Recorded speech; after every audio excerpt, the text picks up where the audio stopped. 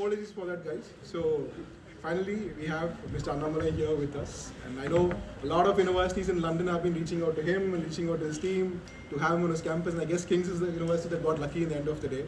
So King's guys, you got lucky here. So sir, we are here for a fireside chat with you. You see a lot of the students here are from the King's College London and London School of Economics and some from Imperial College London as well. And we're all Indian students who are from India here to pursue the undergraduate and postgraduate courses. And we also have our beloved Indian diaspora who've always been eager to see you as always. So I do have some questions that I have collated from the audience. I'm just a medium here, but I'm putting their questions to you. So I do have some questions from them that they want to ask you. But on behalf of everybody, along with everybody, initially I'd like to congratulate you on your graduation yesterday from the University of Oxford. Can we have a round of applause for that?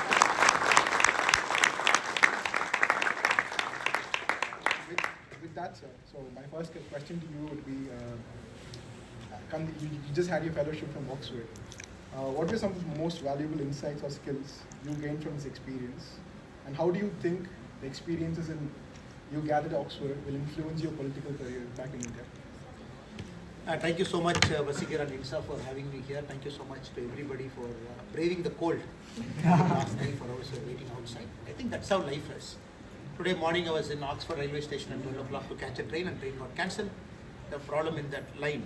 Then I moved to the next railway station by car, again train got cancelled. Then I had to drive all the way 2 or 20 minutes here.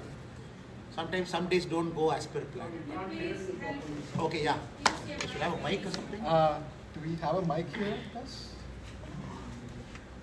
I think there are no mics available at the last moment. I'm so sorry, ma'am. We don't have the audio facility here. Okay. I can start that.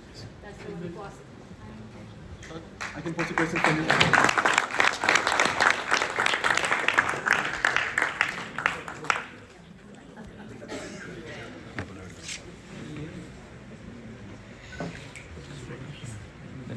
When you start speaking, then start. So can you hear me now? Yay! Vasikir, how will we talk? I'll be conversing from here. No worries. Are you sure? Yes. Firstly, I take this opportunity to thank dear friend Vasikir and the Indian National Student Association and students of King's College, students of London School of Economics, and guests who have come from outside. I know it's a cold day for all of you. 3-4 hours standing outside, multiple change of venues. Some days are like that for me also. It is that kind of day. And supposed to catch a train got cancelled. Even the next station it got cancelled, drove all the way here. And my apologies first of all, because I think the organizers were very clear that they wanted a combination of outsiders and students, and some kind of campus protest happening from yesterday. And campus also needs to keep security in their control. So nothing to blame anybody. So lastly, we are getting the opportunity to talk. Thank you so much. And the first question that Vasikir asked me is about my fellowship in Oxford and how it helps me and everything. I think that today's day is not about me. I'm very clear about it. It is about you and about our country and about what we are doing as a nation, and probably the next 25 years, the opportunities that we all get. But still, I'll take some minutes to just talk about me as a person. For me, this fellowship, I believe, has happened at the right time, probably in Oxford.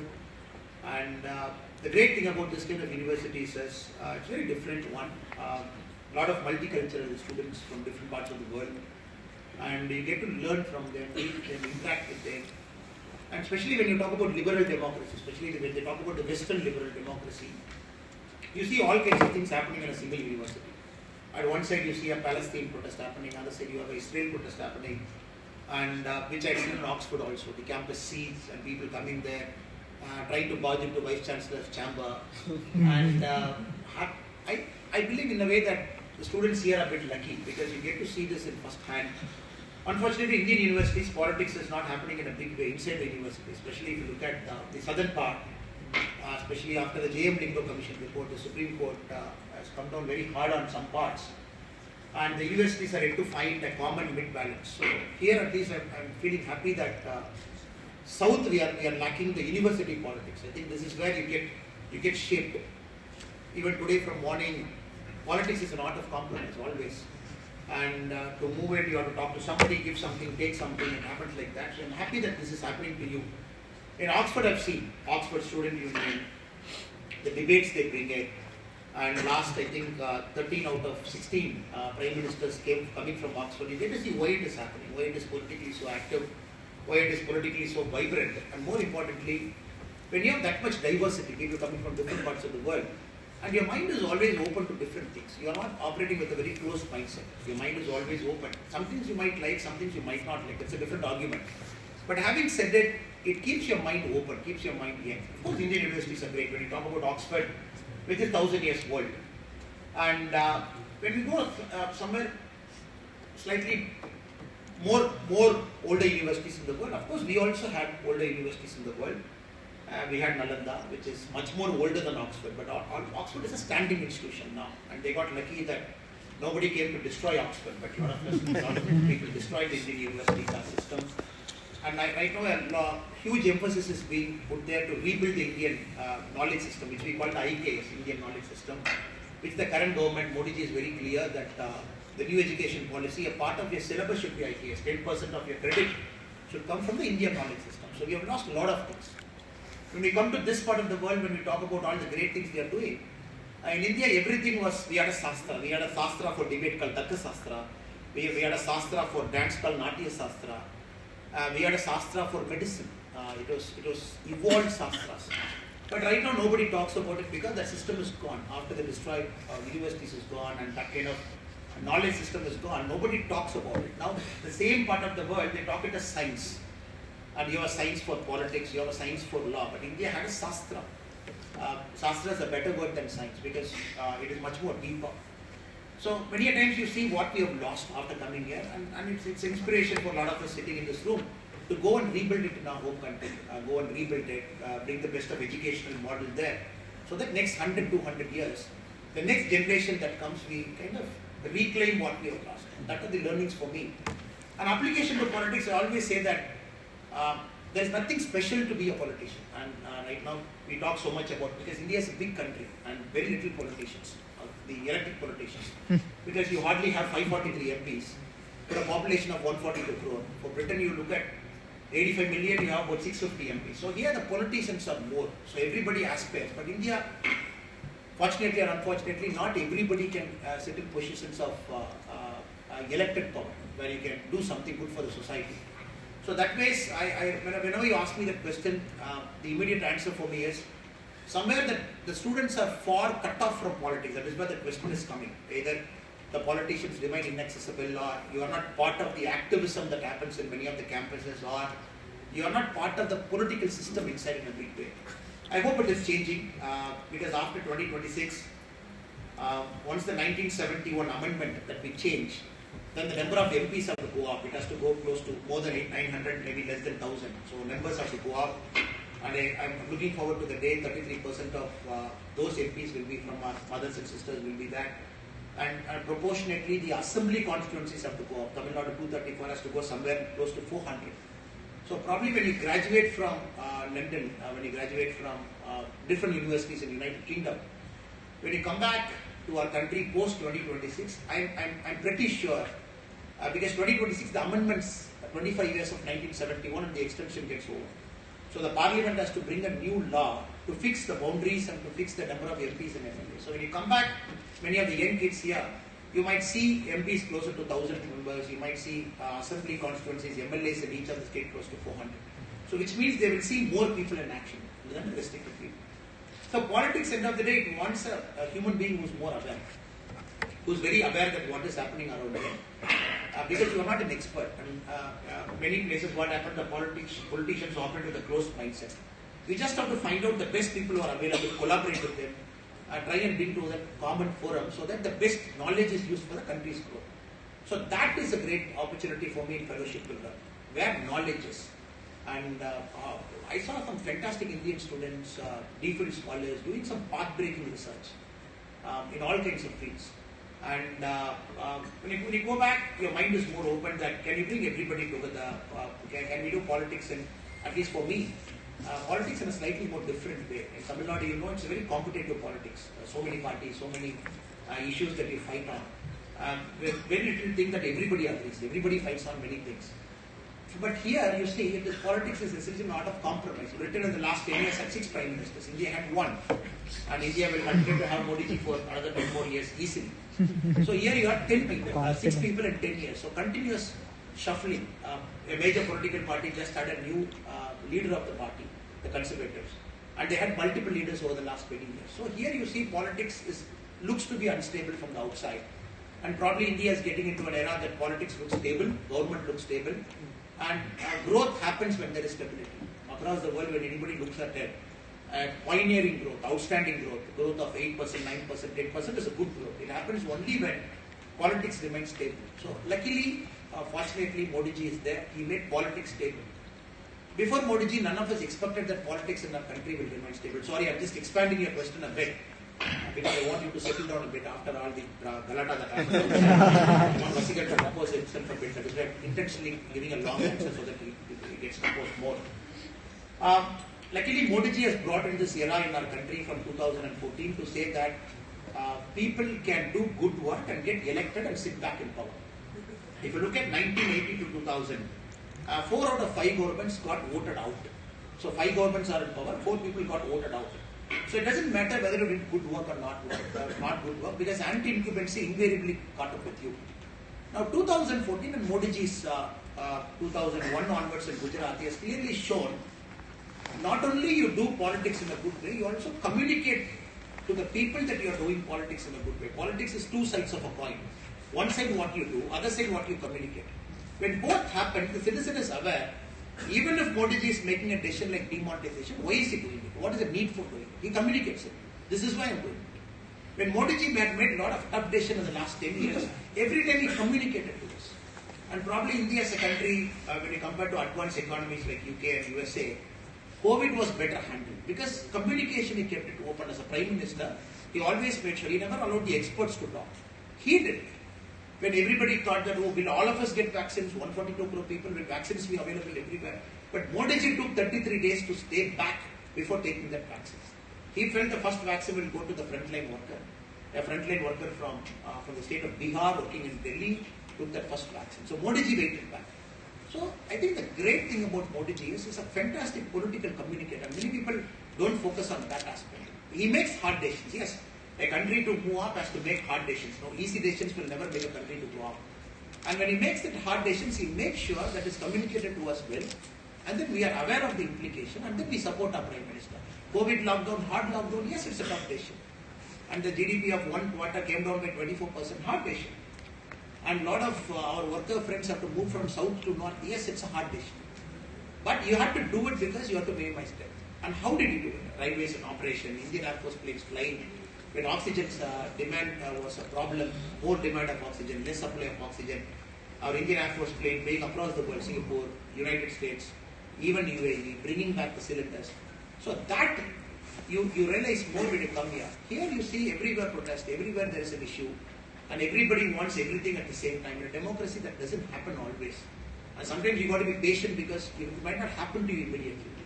So here, when you see, you realize how great Modi ji is. It is not that people of the world just give him 76% approval rating in morning consult survey. When you sit in India, you see, okay, why is the West so appreciating Modi? It is also a fascination for me. Modi ji is a very beloved leader across the world. Morning Consult is a famous survey in the US which rates the world leaders. And Modi ji consistently is around 71, 72, 73, 75, 76%. You are like, why do a person who doesn't see Modi ji, probably living far apart in an European country or probably in a much more mature democracy, giving him consistent mark? Because they appreciate that he is making tough decisions. That is the important. And everybody knows. And the next 25 years, India has to make more tough decisions because you cannot grow at 10%, 12%, to realize $55 trillion. So instead of saying that I learned this, I learned that, it is more awareness, more seeing, or probably you go to a NHS system. In India, everybody says, even anybody who wants to start a new party also, immediately they say, I want to give you the world-class medical facility to Tamil Nadu or to other parts of India at this cost. When you come here, you see NHS, you know what it is, the problems it is, and also the good things that are with NHS. So you understand, probably in India, when you try to replicate some parts of what UK is better, trains are better, public service is better, NHS is better, because everybody gets an opportunity, quality healthcare you get. But of course the waiting time is so large. And can India spend $250 billion every year on NHS? So this is the country that spends $246 billion and 20 lakh people work in NHS, officially and unofficially. So then you understand, living here for some time like you, students who live here for a long time, what works in India, what doesn't work in India. So I'm happy that you asked this question, brother, but sorry I took a long answer because I wanted to get composed a bit before we start communicating with each other. Before I go for the next question from that you've given me, this is small yet important house of rule of the house. Right after the event, because this is something we've been seeing in other universities that Sir attends. So as soon as the conversation ends, we will be escorting Sir out, and you will all get an opportunity to meet and interact and have your photographs with him. But please move out of the hall in an orderly fashion manner, so we don't disturb the security or the campus and the staff in any manner. So my second question to you from the audience would be... You want to sit here, okay? No, I'm good. What initially drove your transition from a career in law enforcement to politics? Was there a specific experience or moment that made that moment? Vasika, there is a time in your life you realize that you are fallible, and right now you are young, you are youth, and the world looks very small to you. Everybody at 22, 23, all the youngsters who are sitting here, the world looks conqueror, and there is a friend who is sitting in the front row, and he had an offer from London School of Economics to do his MBA. London Business School. London Business School to do his MBA. So I was in IIT Chennai, and that day he launched a startup idea. Then I told him, don't go to London, stay in India. He said, why? I said, look, it's a great school, fantastic school, nothing like it. You go there, but you're giving 2 years of your life to something to get a degree which you want to learn. I don't know, you are from IIT Madras, you just passed out, you got a startup idea going, and one day Modi ji talks about Make in India, $55 trillion. Since you have an idea now, you want to do it. If you don't have anything in mind, you can go do an MBA and come back. Since you have something you have started, why do you want to take a break for 2 years? Because the 2 years is an opportunity cost. And that is why a lot of so-called great people, in eminent business people, they go to university, they drop out. Immediately they see the opportunity cost. Okay, I'm spending 2 years in Harvard or Stanford or London Business School or King's or LSE or whichever college in the world. Is 2 years worth doing. I think this mindset, all of us are getting now because we are confident. Maybe 20 years back, none of us are confident. I was not confident 10 years back. Because India was not a confident country 10 years back. So all of us thought, okay, let me do a degree. For insurance sake, let me do one more degree. And these 2 degrees cannot fail me, and probably I'll get a job. That is how most thinking was. So many of us did very little based on passion. I'm sure many of you can connect with me. I'm also one of that guy. After I got into engineering, the first thing I knew 1 week into engineering is I don't want to be an engineer. But the problem is you can't go and redo the counseling. How many engineers on the floor, please? No. That is because the social system pushes you to do that. For you at 10th standard, only 2 options. You want to be a doctor, you want to be an engineer. I knew I'm not good enough to be a doctor. So okay, fine. Let me take engineering. So 1 week into engineering, I know I don't want to be an engineer. So because many of us, we were not able to do things that gave us a lot of passion. Simply because the economy was not supporting you, or the country was not supporting you, or the social system were not supporting you very much. And many might know, many might not know. When I studied in IIM Lucknow during my MBA like you, my internship happened with Mr. Vijaykanth. So 2009, Lok Sabha elections were on, and first year of MBA. So I'm like, okay, I've come to an MBA school. I felt at least my insurance is done, and probably I'll get a job, or probably I can start a company. Now time to take risk. What I couldn't do previously, let me do. So there, in Mr. Vijaykanth's party, there was a very senior leader called Banduti Ramachandran. So I went and met him. So it was an accidental meeting firstly, then I approached them. Then they gave me an offer to work with Mr. Vijaykanth for the 2009 Lok Sabha, 3 months. So my internship break also kind of aligned with that. So after working with Mr. Vijaykanth, who was a great leader, fantastic leader, a wonderful human being, who had a great heart, who wanted to do great things for Tamil Nadu. So one thing I realized is I'm not cut out for politics. So reason is very simple, because Tamil Nadu politics is costly, very, very costly, and in India, rest of India, you can do things for 1 rupee. In Tamil Nadu, it needs 7 rupees for it. So 1 is to 7 pages. So you print a poster, in UP I can do it for 1, and stuck a poster, same communication, in Tamil Nadu I get 7 rupees. You put a pandal, a big gathering where a leader has to come and talk. In UP, if I do it in 30 lakhs, in Tamil Nadu, I need 1.5 crore to put a big pandal for 80,000 people to sit. So everything is costly.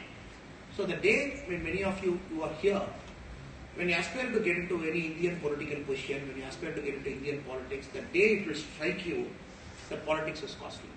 That common people, a first generation guy, probably whose father is a farmer or probably earning from a company, who don't have much money.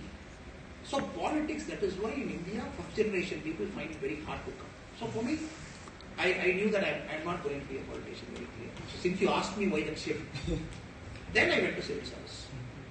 Civil service, best thing for me. From Lucknow, during my MBA, I still remember that the way you are doing. And when I was writing my civil service exam, it just happened, my MBA examinations and the civil service mains both clashed. I went and met the dean, I said, look, I passed prelims, now I have to write mains. I have taken the sector as Lucknow, but I have to finish my MBA also. And I don't think many people have done both MBA and civil service mains together because you cannot write it. Then the dean said, you take civil service next year because IIM don't have a rule that to change the exam to one guy, which is fair enough. But the only thing I'm requesting you is, can I write the exam in the evening? Or can you schedule the exam in such a way that my electives don't clash on the day my civil service mains is coming? So the student union president, who happened to be a good friend also, he also fought with the dean. And IIM Lucknow was kind enough to enable me to write it. So that was a crazy day. Morning I'll go and write a mains exam. I borrow a bike from a friend Puneet, then ride back to the campus, then I will write the MBA exam in the afternoon, then prepare in the night. You can't prepare civil service in the night, you can only go through the notes in the night. So 3-4 days it was like that for me. I was writing my mains, I was writing my MBA exam. So then you have to understand, to leave everything to come into politics, why am I doing it? So you have taken so much pain. MBA itself was a pain. But you all know IIMs is like, getting into IIMs is easy, getting out is tougher. Because you follow this normal curve and the last 10% of the batch or the class gets F degree or D degree, whatever it is. And from morning 8 o'clock till evening 10 o'clock, it is like you are so crushed. You have very little time to think. And it is placement. So then, the reason I'm giving you a long answer, because again, brother, is a student sitting here should never think something is easy in life. Or they should never think something is tough in life. So I'm trying to give the both perspectives to them. Any decision they make, they should have the clarity. This is what it is. This is what my passion is. I'm doing it for myself, not for others. I want this desperately because I think it is right for me. I think these are the answers a college should prepare you for. College should never prepare you for with the King's College brand, with the London School of Economics brand, with the London Business School brand. That brand, of course brand has got a value, 2 crore, 3 crore, whatever it is. That brand will vanish after a year. So I hope and believe this 2 years will give you that clarity. Civil service happened 10 years. You always know politics is somewhere deep inside, and you tried it once, you came out, probably you felt the time is right, then I came. So for me it was not one day decision. And many people say one fine day, no, it is a struggle and one attempt. You found, again, I'm not, because the questions are short, the answer should be short. Again, I'm not getting into how my internship happened. Then it is another thing. When I told IIM Lucknow I want to do internship with the political party, they said you can't do. You can't do because nobody from IIMs have done an internship with the political party because it is registered under the Societies Act.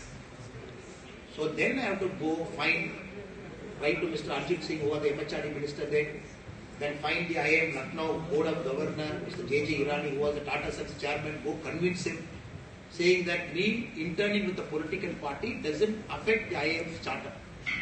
So every time it is paid. So the point I'm trying to make to my dear friends who are here, the eager audience who are here, anything you choose to do in life is going to be tough. Nothing is going to be easy. But be prepared, let your mindset be ready for it. And I think willingly undergo that pain, enjoy the process. Then probably you will slowly move towards your passion. Tomorrow morning, I'm sure many of you might not realize your passion. It is not going to happen, let us admit it. Financial problem, opportunities are not open for everybody. There is an entry barrier. Tomorrow, some of you want to jump into politics, not going to happen because there is a severe entry barrier. And you have to break it. You have to painstakingly break it one by one. So you have to sit down, be passionate. In Oxford, they keep telling stories. How somebody becomes a British Prime Minister in Oxford. Doesn't happen. To win Oxford Student Union President, you have to win 8 elections. It's not one election. And 20,000 people registered, 1,500 people vote. And they say a story, former Prime Minister of Pakistan, Benazir Bhutto, Somerville College. She lost an election. But to win the next election, she again joined for Masters in Oxford, came and won the election and became the Oxford Student. So it's painstaking. So all the people, they find whatever open door, you break it, you go inside one by one. So that is I can't give you advice. I think you are much more intelligent than me. You see the world in a much more brighter, bigger way. My only appeal to all my young friends here, whatever you want to do, align it close to your passion. And even if it takes 10 years to reach there, you will eventually reach. But don't give it up. Find a way. Try to solve the problem. For me, 2009 intention. 2024, 2020 I joined politics. It took 11 years for me. And because of the entry barrier I have, my father is a farmer, my mother is a farmer. Both of them did not cross 10 standard. The only link they have close to politics is they both happily go to vote in the morning. Young child I see in my farm.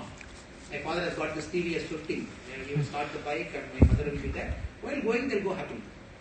But while coming back, 2-3 elections I've seen either my mother doesn't come back with my father or my mother's face will be like this, my father will be like this.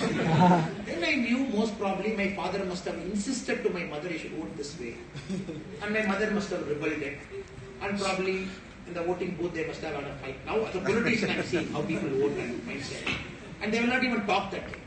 Because my father thinks as a male, as a person, in his mind, a person outside the world, seeing more. He thinks he knows everything about politics. My mother knows she wants to vote her way. And I come from that kind of a family. That is the closest connection we have to politics. Then, next I'll tell you. Do they still fight? Sorry to interrupt you, sir. Do they still fight? They don't fight. Now the problem is politics is so dirty. I don't tell this story out, but since it's a college and students, I never share my personal things. I have to say this.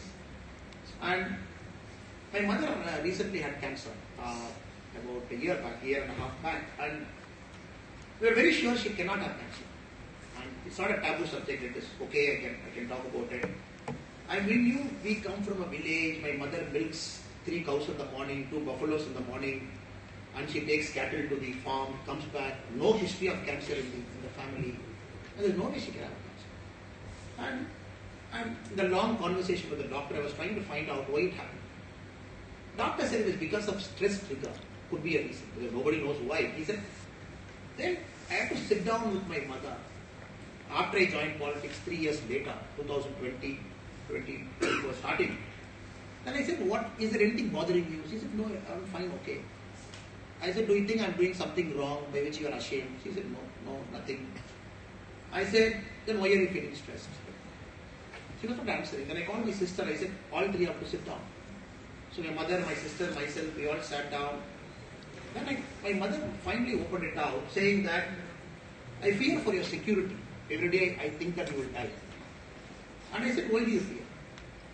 And she said, no, you are always in the crowd, you are walking with the crowd, you are shaking with the crowd, somebody can take a knife and just plunge you. Okay, that was a realization for me because I am a police officer, former police officer. And I think security in a very different way. And I think very different way. I'm young also. But for my mother, I'm a son. The same son born and she put all her passion and effort to bring me up. And she sees differently. Then we have to take a lot of time to convince her that I'm safe. There's nothing that is going to happen, don't worry. Then my daughter, my sister, checked my mother's the phone feed. I'm sharing this because I never shared this anywhere, but I thought you guys deserve to know because a lot of you have this ambitions to get into politics and do things. And we went through her phone. She got a small phone. We never knew that she can watch YouTube. Because we never knew she can Google YouTube, go inside and see. So when we saw, most of the things she was seeing is only negative things on me. So what happens is mother have this thing, when somebody talks bad about the son, she'll go and see. And because of this algorithm, something will push, something will push, something will push. Then we have to sit down, take the phone out, shift her to my mother's home. You have to understand, it is not we just come here and do politics. It is we have to face so many things to make a change. And change doesn't happen just like that. Then my mother loves the farm so much. Any person who's sitting here, you cannot separate a farmer from a farm. That is the biggest sin you can do in your life. And they're happy with their cow, they're happy with their buffalo, they're happy with their sheep. And my mother knows every sheep by name. She knows every sheep's daughter and son by name. And she knows when are they born. That accuracy a farmer knows. Then I had to make this very painful decision in my life to take her out of the farm, shift her to my sister. I said, just watch over her. I don't want her to again go back. So the reason I'm trying to tell you is, parents look at you in a very different way. And you can be a politician for anybody, you can be anything to anybody. But for a father and mother, you are the child. And all they care is your safety, all they care is any negative sentiment or news about you. So, cutting the long story short, Vasika, any journey is not easy in India. Especially when you think you want to make a change, everybody has to go through it. That is why again and again I'm telling you, align it to your passion. Since I'm passionate, I'm surviving. If you're not passionate, you cannot survive. Because when you always stand against the norm, when you say, okay, this is wrong, I'm going to change it. When you stand against the norm, it is going to be brutal. Because everybody will come after you. I keep joking in Tamil Nadu politics that for other parts of India, they have one enemy. There is one opposition, one ruling. For BJP in Tamil Nadu, it is not one enemy. Morning we fight with DMK. Afternoon we fight with ADMK. Then evening tea we fight with Congress. Then late evening tea we fight with Tirumavalavan Anna, VCK. Then communist friends will come just before dinner. Here it is ideological and your fight is so spread across political parties. It is not one-to-one. So many state one-to-one. So you got to answer to all these parties because they all come from a different ideology.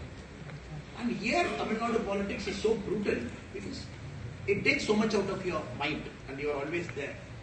So make a decision, right decision, passionate decision, and everybody who have come here, Modiji and everybody have survived this onslaught they've come. That is why I feel so confident. This is not the place to talk politics and my friends from Congress and different parts of the country, they come here, they keep talking and many eminent people come here. And I generally believe outside the country I have this policy, I will never criticize any political leader. I have this in my heart. When I step out of my country, I never criticize a leader. I say, within India we will criticize, that is our country, we will criticize, but outside the country, no, I will not do that. But having said it, when a politician comes through that crowd, you can always put your penny on it. When you have to bet on a politician, you have to see what grain they have. Did they come the easy way? Was everything open to them? And they just have to be at the right place, right time when it happened. And where they born into somebody's family, that for them doors open. And when you have to put your penny on some politician, always see what background they came from. That is why Modiji, I keep telling everyone that is a great leader. And many of you agree, even in the western side of the world, is that he has come the hard way. Hard way shapes a man. So when you give them a power, they are accountable to you, they are unemotional, and they always do the right thing. Yes. Thank you so much for the answer, sir.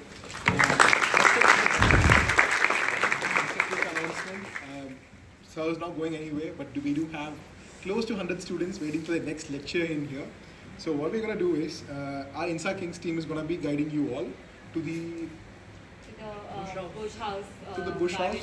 They'll be guiding you, but I request you all not to get up until we escort him out. We'll all get a chance to ask questions to him. With your permission, yes, my only appeal to all of you is I think from morning they have come, student fault and everything, not your fault, not my fault, it is not university's fault also. Unfortunately, some strike was happening. I promise you we can redo this again. Thank you so much. Maybe we can redo it, we'll find a date, we'll communicate to them, if it suits them, we'll redo. So, since they have stood for so long, I would like to take picture with everybody. Yes, sir. If you can give us the space, instead of shifting us to a new lecture hall, we'll go there, meet people, take a picture. Maybe since your restriction is also till 4, you have a problem. But we'll cut down this lecture and we can do it later, no problem. But instead of doing it one more hall because they have to come shift. No, No, it's not hall, it's the open ground downstairs. Okay. Yeah, there we can do it because right now. Thank you. We understand, we appreciate it. Yeah. Thank you so much for all of you.